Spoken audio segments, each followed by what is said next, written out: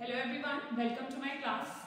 आज मैं आप सबके लिए बहुत ही इंपॉर्टेंट क्वेश्चन लेकर आई हूँ। It's not only important for the class 10, it is important for the 11 as well as 12। तो आज का टॉपिक है हमारा complaint letter. It's comes in your writing section as you all know about your syllabus कि आप you have complaint letters, placing an order letters and letter to the editor. Today I will teach you about complaint letter and what are the basic fundamentals which you have to use while you are writing a complaint letter. So let's start. Complaint letter usually addressed to the relevant person who provides the service, and sometimes it happens if you place the order and by the time you got that order and you found some kind of flawed in that particular order, so that time you can write the complaint to a particular company from where did you get that product. यानी कि जब कभी भी आपने कोई सामान खरीदा और अगर आप उसमें क्या देखा कि उस सामान में कोई भी आपको फ्लॉड दिखाई देता है या सब स्टैंडर्ड दिखाई देता है, तो उस टाइम आप क्या करते हैं कि आप पर्टिकुलर उस कंपनी, उस फर्म या उस शॉप को आप क्या लिख सकते हैं, कंप्लेंट लेटर लिख सकते हैं। तो उसके लिए क्या क्या डिटेल्स है वो आज मैं आपको इस लेटर में बताने वाली हूँ। So complaint letter basically comes in a formal letter, जैसे आपका प्लेसिंग एन ऑर्डर है, आपका लेटर टू द एडिटर है, आपका कंप्लेंट लेटर है, all comes in a formal letter and this letter usually addressed to the public. आपकी publicly कोई complaint है डिसाइड्स फ्रॉम द प्रोडक्ट, यानी कि प्रोडक्ट से रिलेटेड नहीं है, आपकी यूजुअली और भी बहुत सारी कंप्लेंट हो सकती है। एंड अथॉरिटीज, आप किसी भी अथॉरिटीज को, अगर आप पब्लिक एरिया में कोई भी चीज देख रहे हो और आपको लग रहा है कि कोई चीज गलत हो रही है, जैसे मान लीजिए कि स्कैरसिटी ऑफ वाटर है, आपकी कॉलोनी में क्या है, पानी की कमी है, तो आप अथॉरिटीज को लेटर लिख सकते हैं, म्युनिसिपल अथॉरिटीज को, कि आपके यहाँ पे स्कैरसिटी ऑफ वाटर है। तो आप उस टाइम किस तरह की कंप्लेंट लिखेंगे।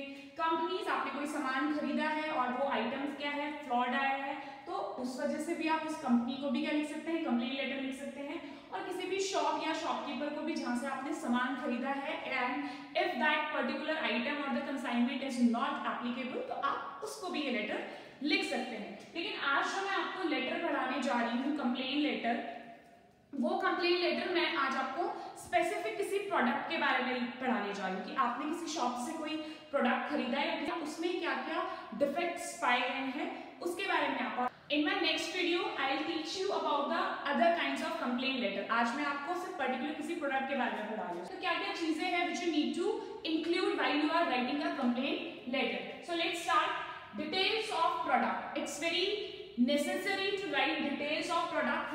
Details of product मतलब कि आपने क्या प्रोडक्ट खरीदा है। बाई चांस आपने कोई रेफ्रिजरेटर खरीदा है, आपने AC खरीदा है, या आपने और भी कोई आपने किसी भी तरह की कोई भी मशीन खरीदी है, आपने अपने घर के लिए अलमीरा खरीदी है, तो वो आपका क्या होगा, पर्टिकुलर प्रोडक्ट होगा and which is very necessary to write कि हाँ आपने क्या प्रोडक्ट खरीदा है, राइट।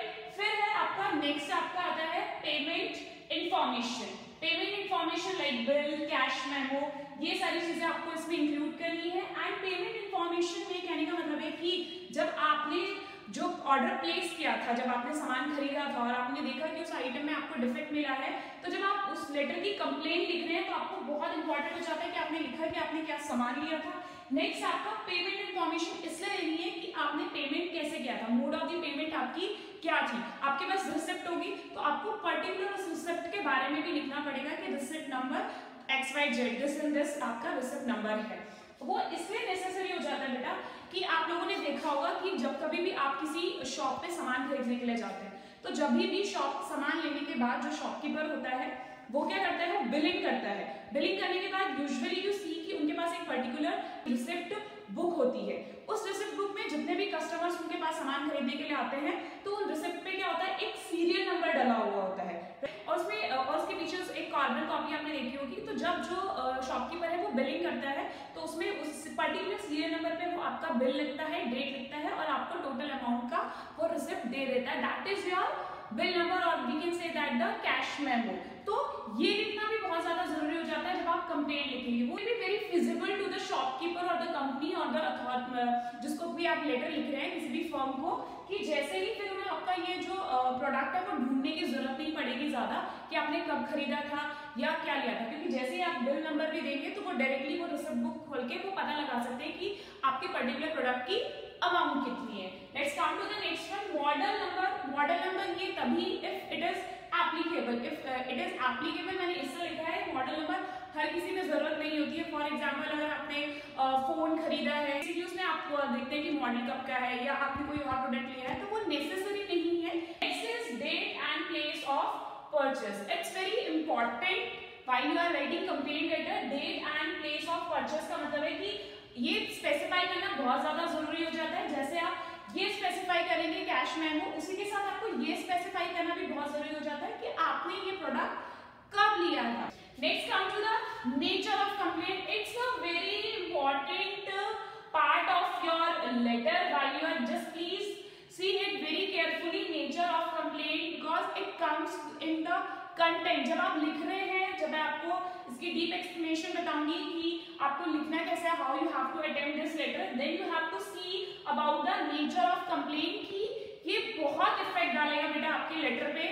कि और जब भी एग्जामिनर आपकी कॉपी चेक कर रहा होगा कि किस तरीके से आप अपने लेटर को अटेम्प्ट कर रहे हैं। मैंने अपनी प्रीवियस वीडियो में बताया था कि it's about the writing section, the way you will write, जिस तरीके से आप लिखेंगे, जैसे आपकी राइटिंग स्किल्स शो करेंगे, और the way you will get the good marks in that, right. So nature of complaint कि आप किस तरह की कंप्लेंट कर रहे हैं, वो कंप्लेंट जो है वो वैलिड भी होनी चाहिए, राइट। और सबसे इंपॉर्टेंट चीज जो नेचर ऑफ कंप्लेंट में आप वो भी डालेंगे कि आपने प्रोडक्ट तो खरीद लिया, लेकिन आपको ये भी देखना है कि जिस time you get the defect on particular product, यानी कि आपने पता लगाया कि आपके जो प्रोडक्ट है उसमें डिफेक्ट है, राइट, उस टाइम पे वो जो प्रोडक्ट है कि वो अंडर वारंटी भी होना चाहिए, तभी आप क्या कर सकते हैं, कंप्लेंट लिख सकते हैं कि ये अभी भी अंडर वारंटी है, और आप उसको क्या बोल सकते हैं, शॉपकीपर या कंपनी को उस प्रोडक्ट पार्टिकुलर प्रोडक्ट के रिप्लेसमेंट के लिए भी बोल सकते हैं। तो इसके मैं आपको नेक्स्ट वीडियो में बताऊंगी। Come to the next one,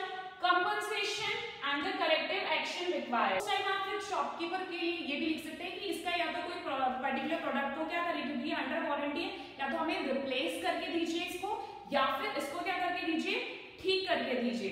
next आपका आता है any other necessary details. Any other necessary details में आप नेचर ऑफ कंप्लेंट को भी ले सकते हैं। आप रिप्लेसमेंट नहीं चाहते हैं, या आप कुछ और तरह के डिटेल्स जो है जो आप मेंशन करना चाहते हैं कंप्लेंट लेटर में, वो आप कर सकते हैं, right. So in my next video I will teach you that what is the exact format and what is the exact way to attempt this letter, complaint letter, जिसमें आप बहुत अच्छे मार्क्स अगर आप चाहें तो सिर्फ एक छोटा सा क्या होता है, पर्टिकुलर फॉर्मेट होता है। अगर आपने वो फॉर्मेट अच्छे से समझ गया तो चाहे वो स्पेसिफिकली किसी भी प्रोडक्ट के लिए एग्जाम में लेटर है, तो आप उसको बहुत इजीली अटेम्प्ट कर पाते हैं। बाकी जो हमारी पब्लिक कंप्लेंट्स और अथॉरिटीज कंप्लेंट है, वो लेटर मैं आपको आपकी नेक्स्ट वीडियो में सिखाऊंगी।